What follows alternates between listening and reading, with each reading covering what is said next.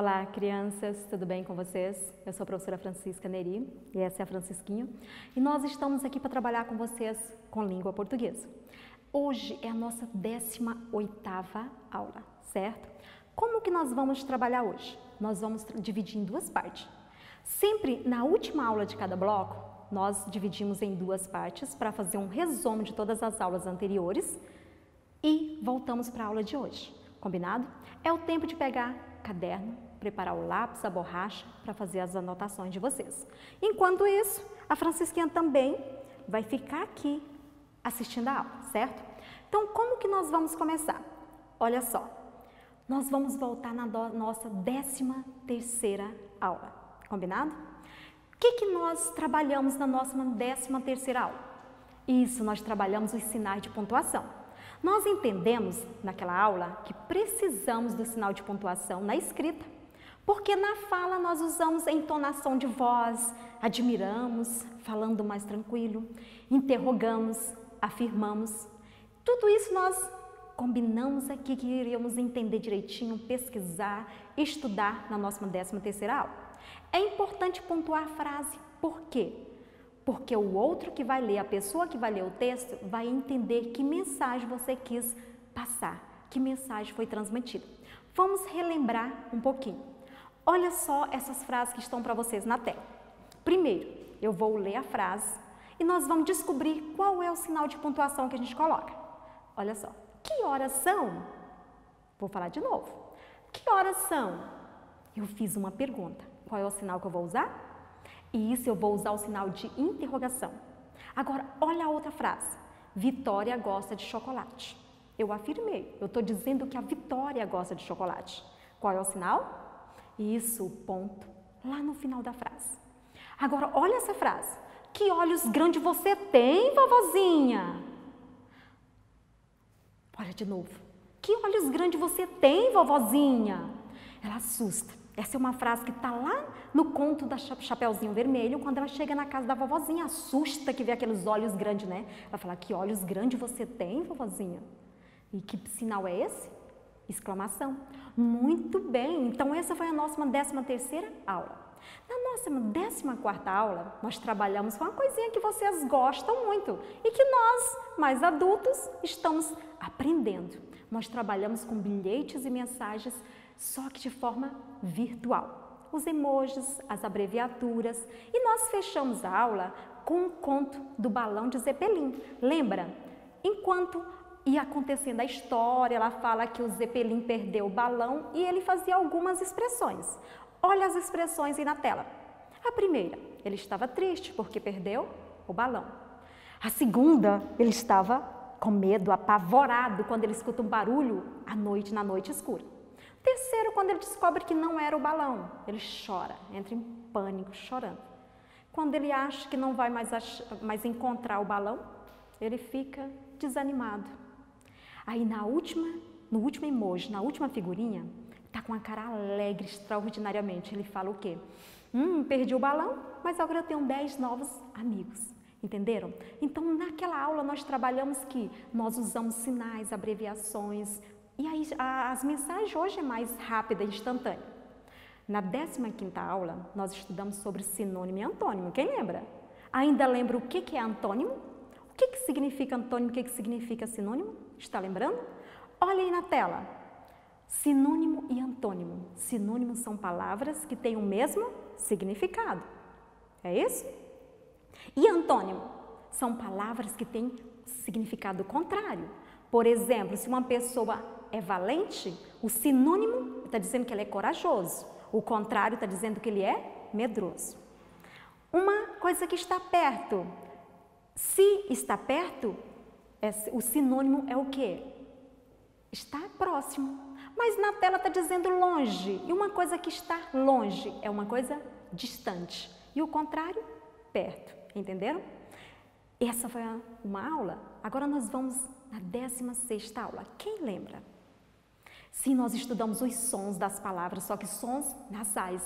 Nós até brincamos aqui. Quando nós, tampamos o nariz, nós descobrimos se a palavra tem som nasal ou não. Porque se tiver o som nasal, ela vai sofrer modificação, vai sair diferente. Inclusive, olha aí na tela. A moça está tampando o nariz, está falando não, pão, mão, são, irmão. Então, o som nasal, porque ele ressoa, ele sai, ele é produzido pelas fossas nasais, certo? E também falamos que para saber se é nasal, sempre a vogal vai estar, logo depois da vogal vai vir o quê? Um N, M ou tio. Olha só, canto, campo e irmã. Lembraram direitinho? Então, nós vamos para a nossa 17ª aula. Nós estudamos o quê? Nomes próprios, palavras, a escrita maiúscula, certo? Descobrimos que os nomes próprios sempre precisam iniciar com a letra maiúscula, assim também como no início da frase. E nós fechamos a 17ª aula com essa imagem, lembra? Essa flor é bela, vovó Bela mora em Palmas. Na primeira frase está destacada a palavra bela, que não é o nome de uma pessoa, então está com letra minúscula. E na segunda frase a palavra bela está destacada porque é o nome da vovó, certo? Então agora, crianças, que nós já fizemos esse resumo legal, já voltamos, entendemos, compreendemos, agora nós estamos preparados para a nossa 18ª aula, combinado? Então, na aula de hoje, o que nós vamos fazer? Nós vamos fazer leitura de alguns textos, alguns estão lá no material da plataforma, outros não. E aí nós vamos ler, interpretar, trabalhar com esses textos, combinado? O primeiro texto é uma tirinha, ela está na tela aí para vocês e eu trouxe aqui também para facilitar a minha leitura, mas nós vamos à leitura na tela, combinado? É uma tirinha do Mundo da Leloca, ele fala assim, ó. Ando bastante cansado, dando expediente, fartamente. Gargalhei hoje, infinitos jovens. KM, levei meu navio ontem para que uma raspagem seu, tanque, um viciado, web, xereta e zarolho. Aí ela fala, pai, o que você tem? Parece tão esquisito. Ele fala, mãe, o pai está ficando doido? Liga não, Leloca, seu pai engoliu um dicionário de novo. Entenderam? É uma tirinha que trabalha alguns textos. Vocês, o que tem de extraordinário nesse primeiro quadrinho? Descobriu? Observa a escrita das palavras. Olha na tela e você vai entender o que eu estou falando. A primeira palavra está escrita, qual é a primeira letra da primeira palavra? A letra A. A segunda palavra? A letra B. A terceira? A letra C. Ele foi falando palavras na ordem alfabética. E aí, a Leloca olha e fala, e pergunta, pai, você está bem? Parece tão esquisito. Aí a mãe dele fala, não liga não, Leloca, porque seu pai engoliu um dicionário novamente. Agora nós vamos fazer algumas perguntas para que você possa entender o texto. Primeira pergunta que você precisa entender, olha só. Se vocês prestaram bem atenção, vocês perceberam lá na frase que fala assim, no segundo quadrinho, a filha disse que o pai estava esquisito, certo? O que quer dizer? Por que ele estava esquisito? Ele estava triste? Será que era? Ele estava cansado? Estava triste e cansado? Ou ele estava pronunciando palavras com letras diferentes em ordem alfabética? Essa foi moleza, né? Eu falei agora mesmo sobre isso. Ele estava pronunciando várias palavras diferentes, porque ele tinha acabado de ler o dicionário, estava devorando, como a mãe falou, e devorar no sentido de ler rapidão. Agora, olha só, a segunda pergunta que eu vou falar para vocês que também estava no texto. Quando a mãe disse que o pai havia engolido o dicionário, o que ele quis dizer com isso? Você acha que ele engoliu realmente? Comeu o dicionário? Será que ele estava dormindo e sonhando? Será que ele estava cansado? Ou será que ele estava lendo muito o tempo todo e estava cheio de palavras novas? Muito bem, ele estava lendo muito, estava, o vocabulário maravilhoso, porque quem lê, viaja, melhora o vocabulário, aprende, fala palavras novas e fica expert na leitura e na escrita. Vamos a outra pergunta, olha só. Vocês perceberam que as palavras pronunciadas pelo pai seguia uma ordem que eu já falei. Mas vocês perceberam que essas palavras não estavam ordenadas em frases? Ou vocês acham que ele estava pronunciando coisas assim bem claras, práticas do dia a dia? Claro que não era coisas práticas, né? Senão a Leiloca não teria percebido. E aí foi diferente porque ele estava falando palavras soltas, começando pela ordem do alfabeto, certo? Agora olha só o segundo texto que também está na plataforma, é um texto informativo. Eu vou ler com vocês e aí vocês vão ouvir. Vocês daí, é claro, seguindo o material de vocês, quem já tiver o material em mãos, quem não tiver, ouça com atenção, para depois, quando for ler lá na plataforma, acompanhar, já vai entender do que eu estou falando. Olha só, a grande corrida. Juarez e Luiz são jockeys. Jockeys são corredores, certo? Eles vão participar da corrida mais importante do ano. Relâmpago, seu cavalo, de Juarez, Alazão. E o cavalo de Luiz. Os dois cavalos são muito velozes e disputa vai ser muito difícil. Quando é dado o tiro de largada, os dois logo se emparelham, vão lado a lado. Juarez sabe que Relâmpago está bem treinado, por isso diz com autoridade: vamos, Relâmpago, você é capaz. No final, Relâmpago deixa todos os animais para trás e se torna o grande vencedor da corrida.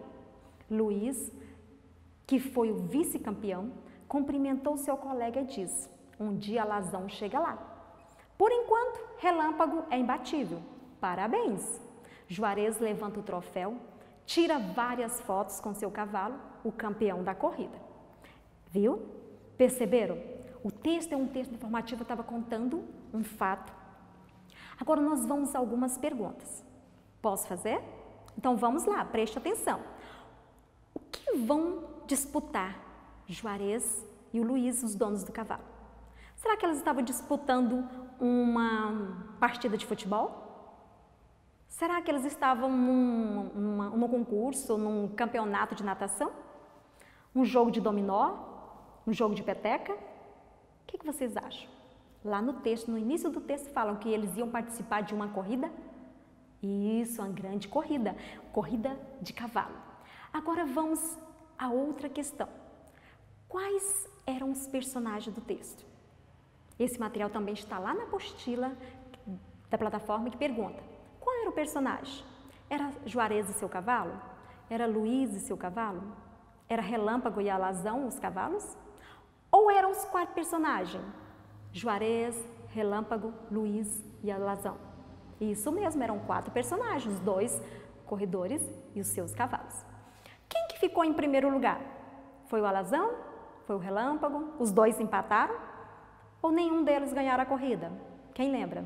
Lá no final fala que o dono do Relâmpago estava lá levantando o troféu e tirando fotos. Então quem foi o vencedor? Isso mesmo. Que outras informações nós poderíamos tirar desse texto? A gente poderia tentar descobrir como que era o local da corrida, qual era o título do texto, quem era o autor, como inicia o texto, como que termina. Então são informações que só fazendo a leitura com muita atenção é que a gente vai conseguir entender melhor, certo?